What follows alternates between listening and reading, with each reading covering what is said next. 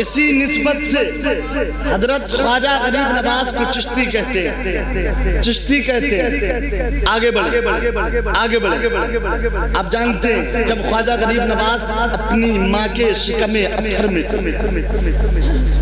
چیز اور بتاؤں، حضرت سیدنا خواجہ غریب نواز نجیب الطرفین سید ہیں۔ کیسے؟ آپ کا والد محترم کی طرف سے اگر شجرہ نسب دیکھے تو آپ کا شجرہ نسب حضرت سیدنا امام حسین بن مولا علی رضی اللہ تعالیٰ عنہما سے ملتا ہے۔ اور اگر ماں کی طرف سے دیکھیں، ماں کی طرف سے دیکھیں تو آپ کا شجرہ نسب حضرت سیدنا امام حسن بن مولا علی رضی اللہ تعالیٰ عنہما سے ملتا ہے۔ اور اسی نسبت سے ہمارے خواجہ غریب نواز حسینی اور حسنی سید ہیں۔ آپ جانتے ہیں خواجہ غریب نواز کے والد محترم کا نام کیا ہے؟ ان کے والد محترم کا نام حضرت سید غیاث الدین رضی اللہ تعالیٰ عنہ۔ آپ کی والدہ محترمہ کا نام حضرت سیدہ ام الورا ماہ نور رضی اللہ تعالیٰ عنہ ہے۔ اب سنو، اگر آپ اتنا سمجھ گئے تو اب میں آپ کو جو بتا رہا ہوں تختیے دل پر نوٹ کر کے لے جانا۔ یہ ویسے بھی مدرسہ ہے اور آپ یہاں بیٹھے ہیں، یہ سمجھ کر بیٹھیے کہ ہم یہاں کچھ لینے آئے ہیں، کچھ سیکھنے آئے ہیں۔ آگے بڑھے، جب خواجہ غریب نواز اپنی ماں کے شکم اتھر میں تھے تو حضرت سیدہ ام الورا ماہ نور رضی اللہ تعالی عنہ فرماتی ہے جب میرا بیٹا معین الدین حسن میرے شکم کے اندر تھا اس وقت میں عجیب و غریب خواب دیکھا کرتی تھی، عجیب و غریب خواب دیکھا کرتی تھی، اور میرے گھر میں بہت خیر و برکت تھی۔ حال یہ تھا کہ اگر بالاتفاق میرا کوئی دشمن ہو بھی گیا تھا لیکن میرے بیٹے معین الدین حسن کی برکت سے وہ بھی دوست بن گیا تھا، وہ بھی دوست بن گیا تھا۔ لیکن جب میرے بیٹے معین الدین کی پیدائش ہوتی ہے اللہ نے خواجہ غریب نواز کے پیدائش کی برکت سے فرماتی ہے میرا سارا گھر انوار الہی سے روشن ہو گیا، انوار الہی سے روشن ہو گیا تھا۔ سیدہ ام الورا ماہ نور فرماتی ہے میرا پورا گھر روشنی سے جگمگا رہا تھا، کوئی لائٹ کا انتظام نہیں کیا تھا، کوئی ٹیوب کا انتظام نہیں تھا، کوئی کسی بھی طریقے سے روشنی کا انتظام نہیں، یہ صرف اور صرف خواجہ غریب نواز کے آنے کی برکت تھی۔ سبحان اللہ۔ آپ جانتے ہیں آپ صرف دو بھائی تھے لیکن آگے بڑھتے چلے۔ اب بڑی تیزی کے ساتھ میں اپنی گفتگو کو بڑھا رہا ہوں تاکہ میں آپ کو جہاں تک پہنچا دوں۔ اصل میں تو اللہ کا فضل ہے اگر یہ رات کم ہو سکتی ہے لیکن خواجہ غریب نواز کے بارے میں بول سکتا ہوں کیونکہ شان اتنی ہے کما حق ہوں تو ان کی شان کون بیان کر سکتا ہے، لیکن جتنی بھی حقیر فقیر سراپا تفسیر شاکر رضا منظری سے ہو سکتی ہے میں کوشش کر رہا ہوں آپ حضرات کو کچھ پہنچا دیا جائے۔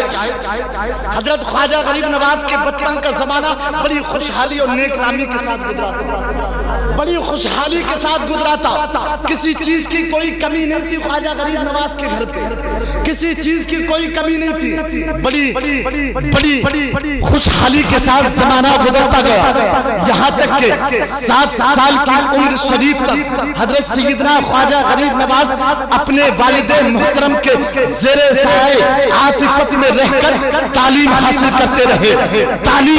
کرتے رہے۔ اس کے بعد 7 سال کی عمر ہوئی، اس کے بعد میں آپ نے خراسان سنجر کے ایک مشہور مدرسے کے اندر علم حدیث، علم قرآن، علم تفسیر پڑھا اور پڑھنے کے بعد وہیں سے آپ فارغ تحصیل ہوئے۔ زمانہ گزرتا گیا، ایک ٹائم بھی آیا کہ آپ کی 14 سال کی عمر شریف ہوتی ہے یا ایک کتاب کے مطابق 15 سال، کتاب کا نام مرآت الاسرار ہے، اس میں یہ حوالہ موجود ہے، آپ دیکھ سکتے ہیں 15 سال کی عمر شریف ہوتی ہے۔ حضرت خواجہ غریب نواز کے والد محترم حضرت سید غیاث الدین رضی اللہ تعالی عنہ کا وصال ہو جاتا ہے، آپ کا سایہ والد محترم کا سایہ آپ کے محشر سے اٹھ جاتا ہے، زمانہ گزرتا گیا، ایک زمانہ وہ آتا ہے کہ اب حصہ ہوا بنٹوارا ہوتا ہے، آپ دو بھائی تھے، آپ کے حصے کے اندر ایک پنچنگی آتی ہے، ایک ہرا بھرا باغ آتا ہے، آپ کسی غلام کو نہیں رکھتے تھے، کسی خادم کو نہیں رکھتے تھے، آپ باغ کی نگہبانی خود کیا کرتے تھے، باغ اشجار میں نگہبانی کے لیے کوئی اور نہیں تھا بلکہ اللہ کے فضل سے آپ خود اس باغ کی نگہبانی کرتے تھے۔ ایک بار ہوتا کیا ہے، خواجہ غریب نواز علم حاصل کرنے کے بعد باغ میں نگہبانی کر رہے ہیں، ایک چیز بتاتا ہوں، ایک جملہ پیش کرتا ہوں، آج دنیا کے اوپر نہ جانے کیسے کیسے پیر بھاگے پھر رہے ہیں اور وہ مرید کرنا چاہتے ہیں، اور آج اگر ان سے کہا جائے کہ آپ کہاں پڑھے ہو، آپ نے علم حاصل کہاں کیا ہے، بولتے ہیں ہم فقیروں کو علم کی ضرورت کیا ہے، ہم فقیروں کو پیسے مل جاتا ہے۔ تو ایک سوال کرتا ہوں، پوری زندگی میں کسی ایسے بدعقیدے کے سامنے پیش کر دینا جو یہ بولے علم کی ضرورت فقیروں کو نہیں ہوتی، کیوں؟ اس لیے کہ ارے خواجہ غریب نواز کے خاندان کو دیکھ لو، پورا خاندان پورے کنبے کا ایک ایک فرد اللہ کا ولی ہے، لیکن پھر بھی مدرسے میں استاد کے پاس علم کی ضرورت نہیں ہے۔ تو آج جو یہ کہتے ہیں ہمیں علم کی ضرورت نہیں، وہ جھوٹ بولتے ہیں، اس لیے کہ خواجہ غریب نواز کو پیدائشی ولی تھے، ارے جب وہ علم حاصل کر سکتے ہیں تو تو کیا ہے؟ سبحان اللہ سبحان اللہ، نعرہ تکبیر، نعرہ رسالت، مسلک اعلیٰ حضرت، مسلک اعلیٰ حضرت حضرت علامہ مفتی شاکر رضا منظری، نعرہ تکبیر، نعرہ رسالت۔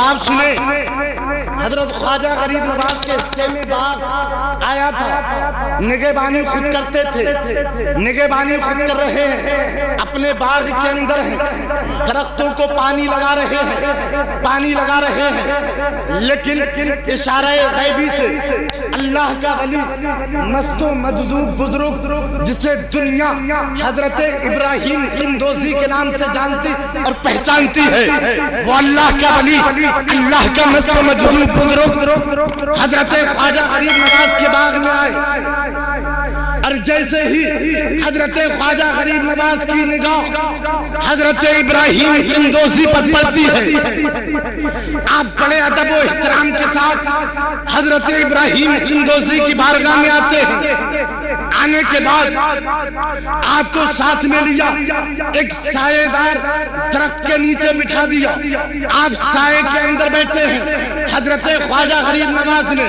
انگور کا ایک گچھا توڑا، توڑنے کے بعد حضرت ابراہیم قندوزی کی بارگاہ میں پیش فرما دیا، حضرت ابراہیم قندوزی نے انگور کھانا شروع کیا، انگور کھاتے جا رہے ہیں، مسکراتے جا رہے ہیں، انگور کھاتے جا رہے ہیں، مسکراتے جا رہے ہیں، جب انگور تناول فرما لیے، آپ کی خوشی کی انتہا نہ رہی، حضرت ابراہیم قندوزی بڑی مسرت و شادمانی کے ساتھ حضرت خواجہ غریب نواز کو قریب بلاتے ہیں، بیٹا معین الدین ادھر آؤ، قریب میں آئے، آنے کے بعد میں کہا بیٹا معین الدین حسن بیٹھ جاؤ، حضرت ابراہیم قندوزی نے اب اپنی بغل سے ایک کھلی کا ٹکڑا نکالا، نکالنے کے بعد میں اپنے منہ میں ڈالا ہے، دندان مبارک سے چبا رہے ہیں، چباتے جا رہے ہیں، کچھ دیر کے بعد میں منہ سے وہ کھلی کا ٹکڑا نکالا ہے، اب نکالنے کے بعد میں حضرت خواجہ غریب نواز کے منہ میں ڈال دیا ہے، اب سنے جیسے ہی خواجہ غریب نواز کے منہ میں ڈالا ہے، اب خواجہ غریب نواز کا باطل نور معرفت سے جگمگا اٹھا ہے، آپ کے دل کی دنیا زیر و زبر ہو گئی ہے، ابھی تک کو علم ظاہر کا پاس میں، لیکن اب علم باطل کی کلمیں پھٹنے لگی ہے، وقت ایسا آتا ہے، ایسا موڑ لیتا ہے، خواجہ غریب نواز نے اپنے باغ کو بیچا ہے، اپنی پنچکی کو بیچ دیا ہے، گھر کا سارے ساز و سامان غرابان مساکین مفلس کو دے دیا ہے، اللہ کی راہ میں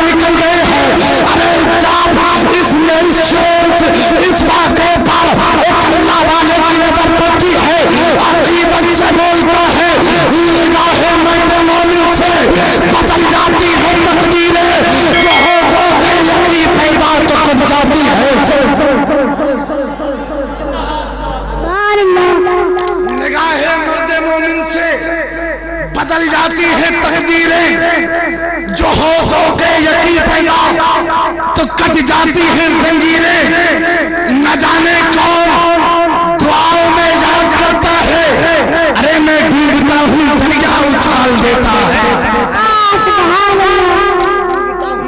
دریا اچھال دیتا ہے۔ آگے بڑھتے چلے، ابھی تو یہ باطن کی بات ہے، ابھی حضرت ابراہیم قندوزی ملے ہیں، ابھی دل میں نور باطن کا ہے، لیکن ابھی مکمل طریقے سے نہیں ہے۔ آپ جانتے ہیں حضرات محترم، علم ظاہر کے بعد علم باطن ہے، علم سفینہ کے بعد علم سینہ ہے۔ ظاہری علم کے لیے استاد کی ضرورت پڑتی ہے، اور استاد ظاہری علم کے ذریعے حق کو سچ کا راستہ دکھا دیتا ہے، لیکن باطنی علوم کے لیے پیر و مرشد کی ضرورت پڑتی ہے، اور پیر و مرشد علوم باطنی کے ذریعے، سبحان اللہ، پیر و مرشد علوم باطنی کے ذریعے منزل مقصود یعنی محبوب خدا رسول اللہ صلی اللہ علیہ وسلم تک پہنچا دیتا ہے، اور رسول خدا صلی اللہ علیہ وسلم اللہ تبارک و تعالی تک پہنچا دیتے ہیں، اور یہی منزل اولین و آخرین کی منزل مقصود ہے۔ اسی لیے تو مولانا روم رحمت اللہ تعالی علیہ فرماتے ہیں، مولوی ہرگز نہ شد مولائے روم تا غلام شمس تبریزی نہ شد، تا غلام شمس تبریزی نہ شد۔ اور کسی نے کہا ہے جب تک بکے نہ تھے کوئی پوچھتا نہ تھا، تم نے مجھے خرید کے انمول کر دیا۔ اب آپ سنیں حضرات محترم، علم ظاہر تو آپ حاصل کر ہی چکے تھے، آپ عالم و فاضل، محدث و مفسر، حتیٰ کہ مفتی ہونے کے بعد تمام علوم سے آراستہ پیراستہ ہونے کے بعد علوم باطنی کی تلاش کے لیے پیر و مرشد کی تلاش و جستجو میں جٹ گئے، وقت گزرتا گیا، پیر و مرشد کی تلاش میں بہت ساری خانقاہوں میں اولیاء با کمال و با کرامت سے ملاقات ہوئی، لیکن جس کے پاس جاتے جب آپ ملتا معین الدین حسن تمہارا حصہ ہمارے پاس نہیں ہے، معین الدین حسن تمہارا حصہ ہمارے پاس نہیں ہے، یہاں تک کہ وقت گزرتا گیا، آپ کی تشنہ باطنی علوم حاصل کرنے کی تشنگی بڑھتی گئی، یہاں تک کہ وہ سعادت سعید وہ روز روشن اپنی تمام رحمتوں برکتوں کے ساتھ آ ہی گیا، وہ وقت آ ہی گیا کہ جس نے حضرت خواجہ عثمان ہارونی کے در پر لا کر کھڑا کر دیا۔ کسی نے سچ کہا ہے، در کریم سے بندے کو کیا نہیں ملتا، در کریم سے بندے کو کیا نہیں ملتا، ارے جو مانگنے کا طریقہ ہے اس طرح مانگو، آپ جانتے ہیں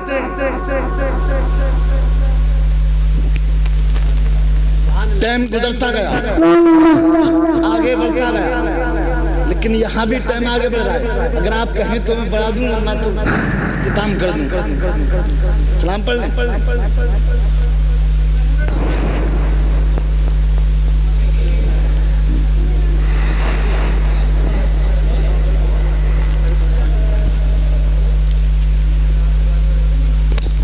حضرت خواجہ غریب نواز رضی اللہ تعالیٰ پیر و مرشد کی تلاش میں حضرت خواجہ عثمان ہارونی رضی اللہ تعالیٰ عنہ کی بارگاہ میں پہنچے۔ حضرت سید العلماء سید آل مصطفیٰ مارہ ربی رضی اللہ تعالیٰ عنہ بیان فرماتے ہیں کہ جب ہمارے خواجہ غریب نواز رضی اللہ تعالیٰ عنہ پیر و مرشد کی تلاش میں نکلے، بیان کرتے ہیں کہ ایک شخص کو حضرت خواجہ غریب نواز نے دور سے آتے ہوئے دیکھا، اور قریب آئے، آنے کے بعد میں کہا معین الدین حسن تم آ گئے۔ تو حضرت خواجہ غریب نواز فرماتے ہیں میں بڑا حیران ہو گیا، میں تعجب میں ان بزرگ کو کبھی دیکھا نہیں، میری ملاقات ان سے کبھی ہوئی نہیں، یہ میرا نام کیسے جانتے ہیں؟ عرض کیا حضرات آپ مجھے پہچانتے ہیں؟ حضرت خواجہ عثمان ہارونی فرماتے ہیں ہندوستان کے بادشاہ کو کون نہیں پہچانتا؟ ہندوستان کے بادشاہ کو کون نہیں پہچانتا ہے؟ لیکن آگے بڑھے حضرت خواجہ غریب نواز خود اپنی ملاقات جو خواجہ عثمان ہارونی سے ہوئی تھی وہ بیان فرماتے ہیں۔ اب سنیں، ایمان میں تازگی پیدا ہو جائے۔ حضرت خواجہ غریب نواز رضی اللہ تعالیٰ عنہ فرماتے ہیں کہ جب میں پیر و مرشد کی تلاش و جستجو میں لگا تھا اور میں حضرت جنید بغدادی رضی اللہ تعالیٰ عنہ کی مسجد میں حاضر ہوا، حضرت جنید بغدادی رضی اللہ تعالیٰ عنہ کی مسجد میں حاضر ہوا، حضرت خواجہ عثمان ہارونی موجود تھے، آپ کی بارگاہ میں بڑے بڑے اولیاء کرام، بڑے بڑے مشائخ اعظام بھی موجود تھے۔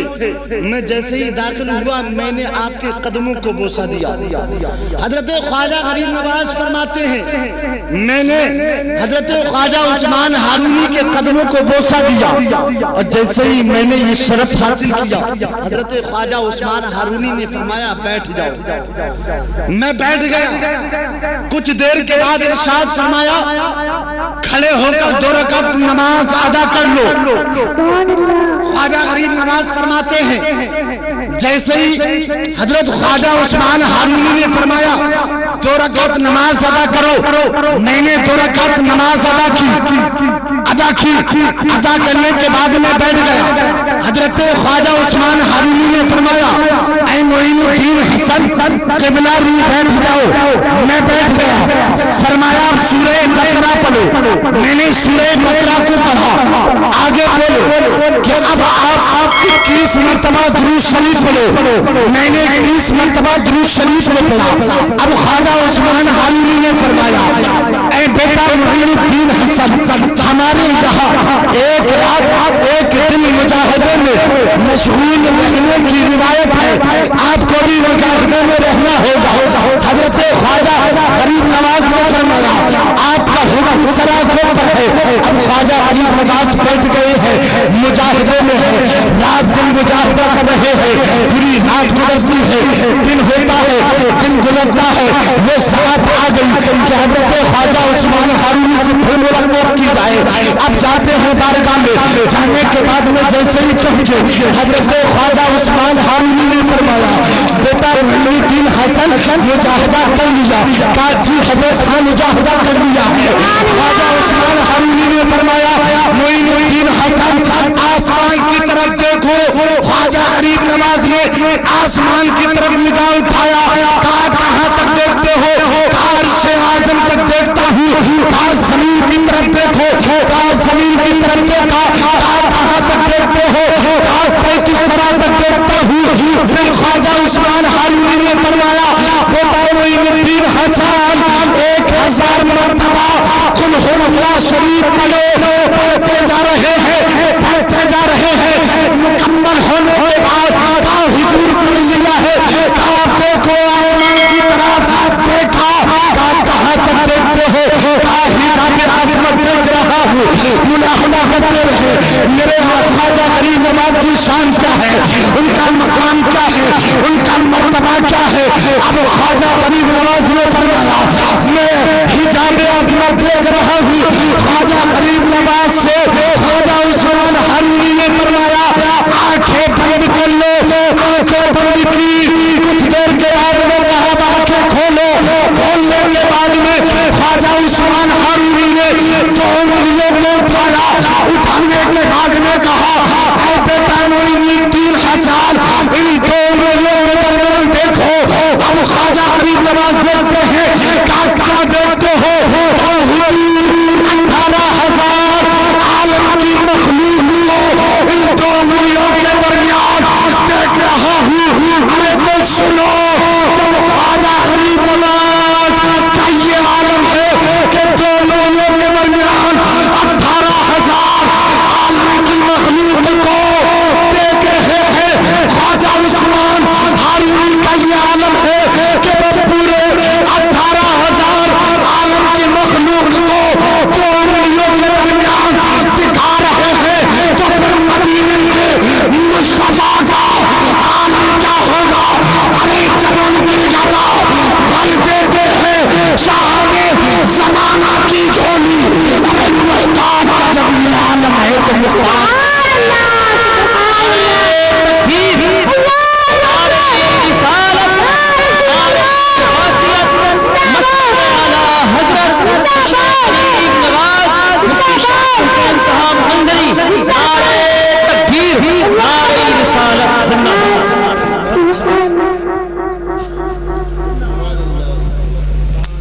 جب ان کے گدا بھر دیتے ہیں شاہانے زمانہ کی جھولی، محتاج کا جب یہ عالم ہے تو مختار کا عالم کیا ہوگا؟ ہمارے خواجہ کی شان تو یہ ہے 2 انگلیوں کے درمیان میں 18,000 عالم کی مخلوق کو دیکھ لیتے ہیں، 18,000 عالم کی مخلوق کو دیکھ لیتے ہیں۔ اب پیر و مرشد نے ارشاد فرمایا بیٹا معین الدین حسن باہر یہ اینٹ پڑی ہے، اس اینٹ کو اٹھاؤ۔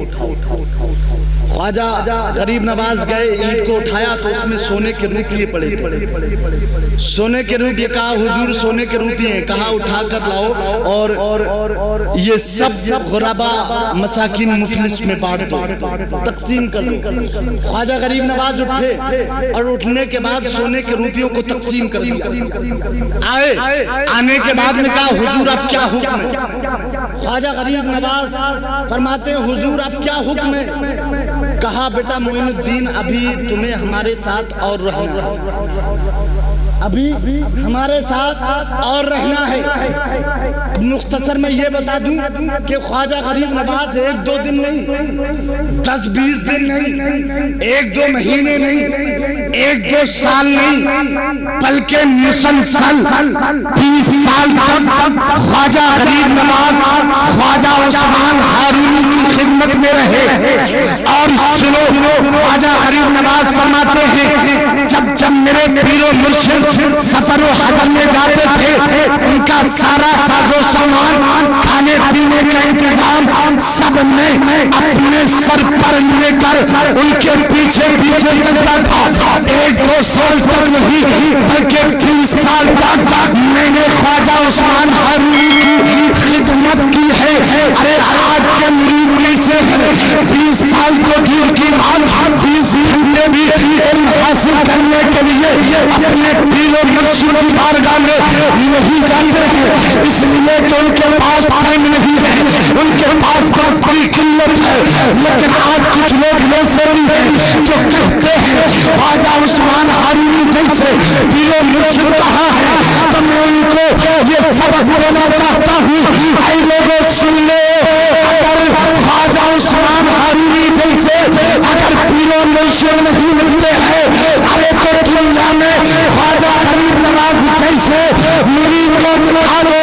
اگر تم خواجہ غریب نواز جیسے مرید بن سکتے ہو تو اللہ پاک تمہیں خواجہ عثمان ہارونی جیسا پیر و مرشد عطا فرما دے۔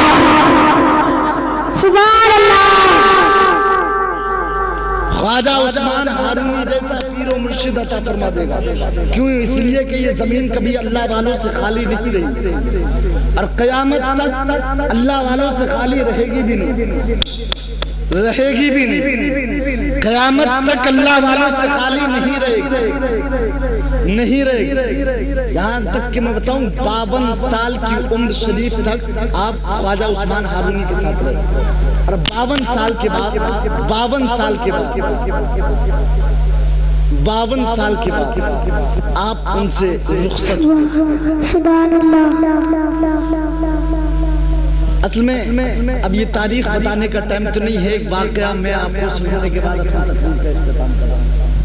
اگر آپ کہیں تو واقعہ میں سنا دوں، کرامت خواجہ غریب نواز کی شاید اپنے سنیں۔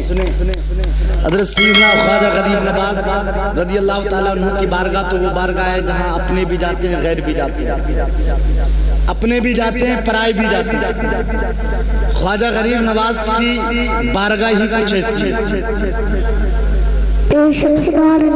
خواجہ غریب نواز کی بارگاہ کچھ ایسی ہے۔ اب سنیں، ہر ایک اپنی فریاد کو لے کر جاتا ہے اور فریاد پانے کے بعد ہی واپس ہوتا ہے۔ فریاد لے کر جانے کے بعد کوئی ایسا نہیں جس کی فریاد پوری نہ ہوتی۔ حضور سیدی سرکار اعلیٰ حضرت فرماتے ہیں ہندوستان میں اگر کوئی جگہ ایسی ہے جہاں دعائیں قبول ہوتی ہیں تو وہ خواجہ غریب نواز کی بارگاہ ہے۔ وہ خواجہ غریب نواز کی بارگاہ ہے جہاں دعائیں قبول ہوتی ہیں. ہر ایک اپنی اپنی فریاد لے کر جاتا ہے, ہر ایک اپنی اپنی فریاد خواجہ غریب نواز کی بارگاہ میں پیش کرتا ہے اور اللہ کے کرم سے وہ پوری بھی ہوتی ہیں. اپنے اپنے دامن کو ہر ایک پر کر کے لاتا ہے. اب دیکھیں جن کے بچے نہیں ہوتے ہیں وہ بھی جاتے ہیں اور اللہ کی عطا سے خواجہ غریب نواز عطا بھی فرماتے ہیں. ایک انسان, ایک شخص تھا کہ جس کے بچے بہت دنوں سے نہیں ہوتے, تقریباً کافی ایک مدت مزید گزر چکا تھا, لیکن اس کو بچے اولاد نصیب نہیں ہوئی. وہ خواجہ غریب نواز کی بارگاہ میں گیا اور جانے کے بعد میں خواجہ غریب نواز کی بارگاہ میں فریاد کرتا ہے, میرے خواجہ غریب نواز اگر میری یہ فریاد پوری ہو گئی, اگر یہ میری دعا قبول ہو گئی تو میں انشاءاللہ آپ کے یہاں ایک بھگونا بھی بناؤں گا, انشاءاللہ میں یہاں پر لنگر بھی کروں گا, آپ کے یہاں چادر بھی چڑھانے آؤں گا. ہر ایک نظر مان لیتا ہے اگر میری نظر قبول ہو گئی تو میں ایسا ضرور کروں گا. آپ دیکھیں یہ علامہ شاہ بدر الدین احمد قادری رحمت اللہ تعالی علیہ نے اس واقعے کو لکھا ہے. علامہ بدر الدین احمد قادری رحمت اللہ تعالی علیہ اللہ تعالیٰ کے ولی گزرے ہیں, اللہ تعالیٰ کے برگزیدہ بندے ہیں. وہ بیان فرماتے ہیں کہ جب اس انسان کی مراد پوری ہو گئی, خواجہ غریب نواز کی بارگاہ میں آیا اور آنے کے بعد میں خواجہ غریب نواز کی بارگاہ میں وہ اپنی نظر پوری کر رہا تھا. آپ نے دیکھا ہوگا اگر آپ اجمیر شریف گئے ہیں, اگر اجمیر شریف میں آپ گئے ہیں تو آپ نے دیکھا ہوگا چھوٹی چھوٹی سی قبریں بنی ہوئی ہیں, چھوٹے چھوٹے نشان ہیں قبروں کے, چھوٹے چھوٹے نشان. یہ سادگی ہے. وہاں خواجہ غریب نواز کے ساتھ میں جو 40 اولیاء اکرام آئے تھے ان میں سے کچھ اولیاء اکرام کی وہاں تربت آج بھی بنی ہوئی ہے. دیکھیں جب اس آدمی کو اللہ نے اولاد عطا فرما دی اور وہ بھی بیٹے کی شکل میں, تو اب آپ سمجھے اس کی خوشی کا ٹھکانہ کتنا ہوگا. لیکن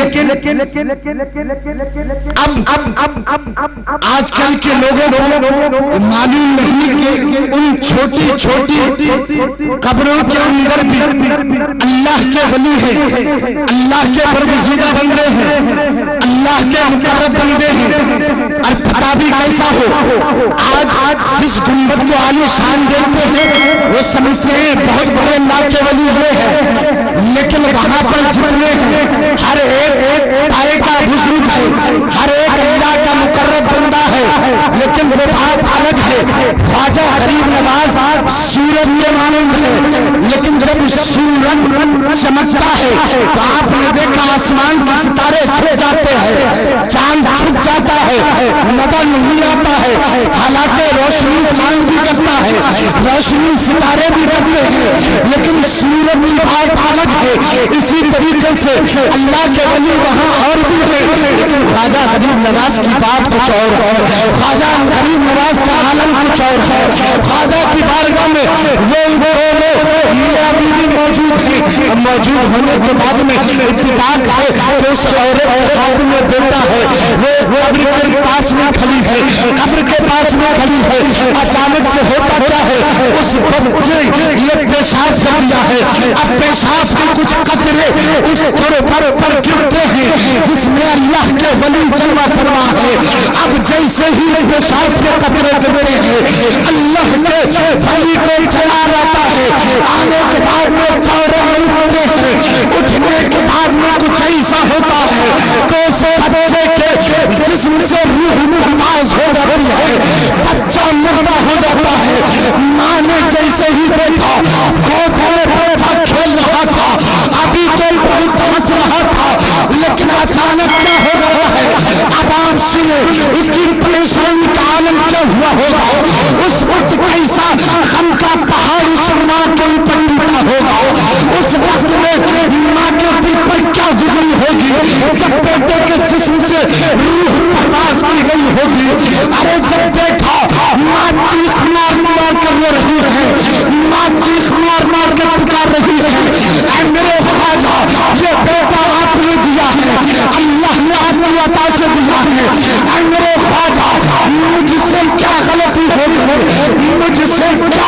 ایسی خطا سرزد ہو گئی ہے کہ میرا بیٹا ابھی کھیل رہا تھا، ابھی ہنس رہا تھا، لیکن اچانک اس کی ہنسی بند کیسے ہو گئی ہے، یہ کیسے مرجھا گیا ہے، کھلتا ہوا پرل کیسے مرجھا گیا ہے۔ اب خواجہ کی بارگاہ میں پھر پیغمبر کے سامنے قدموں میں بچوں کو لٹا دیا ہے، دونوں ابھی بھی ساروں کا دار لے رہے ہیں، بڑی سچکیاں لے رہے ہیں، آنکھوں سے آنسوؤں کا سیلاب چل رہا تھا، لیکن حضرت خواجہ غریب نواز کی بارگاہ میں کھڑے ہو کر بول رہے تھے، اے غریب نواز، آپ تو غریبوں کو نوازنے والے ہیں، اے خواجہ غریب نواز، بڑی مدت مسیح کے بعد میں ایک بیٹا آپ کی عطا سے ملا تھا، لیکن آج وہ بھی چلا گیا ہے، اے غریب نواز آپ کرم کرتے ہیں، آپ نوازتے ہیں، ایسا ہم سے کیا غلطی ہو گئی، اے غریب نواز آپ کی بارگاہ سے تب جائیں گے جب اس میں جان مل جائے گی۔ اب سنو، مبارک میں آتا ہے خواجہ غریب نواز اپنی قربت انور سے اٹھے، اس قبر والے کے پاس گئے، جانے کے بعد میں کہا اللہ کے ولی اٹھ کر کھڑا ہو جاؤ، وہ پر کھڑا ہوتا ہے، ہونے کے بعد میں کہا اب ایک کان کھول کر سن لے، یہاں میں بھی آتے ہیں، خیل بھی آتے ہیں، شعور والے بھی آتے ہیں، خیل شعور بھی آتے ہیں، عقل والے بھی آتے ہیں، خیر عقل والے بھی آتے ہیں، اگر رہنا ہے تو سب کو سہنا پڑے گا، ورنہ یہاں سے چلا جاؤ۔ قسم خدا کی مسلمانوں، آج بھی جا کر دیکھ لو وہ جو آزادی بنی ہے اجمیر شریف میں، لیکن خواجہ غریب نواز نے اس پر ہاتھ پھیرا، بچہ ہنستا ہوا ہوتا ہے۔ ارے جب اس روایت پر شاعر کی نظر پڑتی ہے وہ بولتے ہیں کون دیتا ہے دینے کو نہیں چاہیے، دینے والا ہے سچا ہمارا نبی۔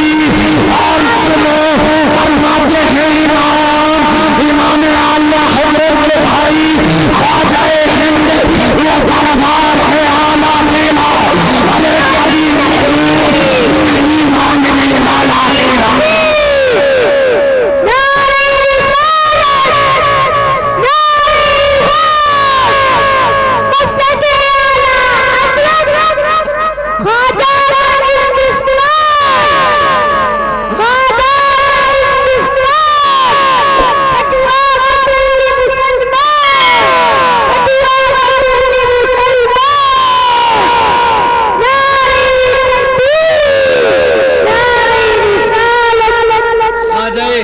دربار ہے آنا تیرا، کبھی محروم نہیں مانگنے والا تیرا۔ اس میں کہنے کو تو بہت کچھ ہے، لیکن سب سے اہم بات یہ ہے کہ ہم اپنے اسلاف کے طور و طریقے کو اپنائیں۔ آپ جانتے ہیں ہم خواجہ غریب نواز کی اس محفل کو سجا رہے ہیں، کیا کبھی خواجہ غریب نواز نے نماز کو چھوڑا ہے؟ کبھی نہیں چھوڑا، کبھی نہیں چھوڑا۔ آج ہم ان کے لیے سب کچھ کرتے ہیں، نعرے بھی لگاتے ہیں، خواجہ غریب نواز کا دامن نہیں چھوڑیں گے، اور چھوڑو گے تب نہ جب پکڑو گے، جب پکڑا ہی نہیں ہے تو چھوڑنے کی بات۔ دامن سے مراد یہ والا دامن نہیں ہے، بلکہ وہ والا دامن ہے جس طریقے پر خواجہ غریب نواز چل رہے تھے ہمیں بھی چلنا چاہیے۔ اس لیے آپ جو ہیں خواجہ غریب نواز نے کبھی نماز کو نہیں چھوڑا، تو آپ بھی کبھی نماز کو مت چھوڑیے۔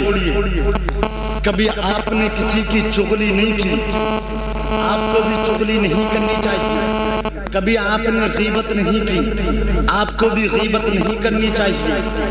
کبھی آپ نے صدقہ کا دامن نہیں چھوڑا، آپ کو بھی نہیں چھوڑنا چاہیے۔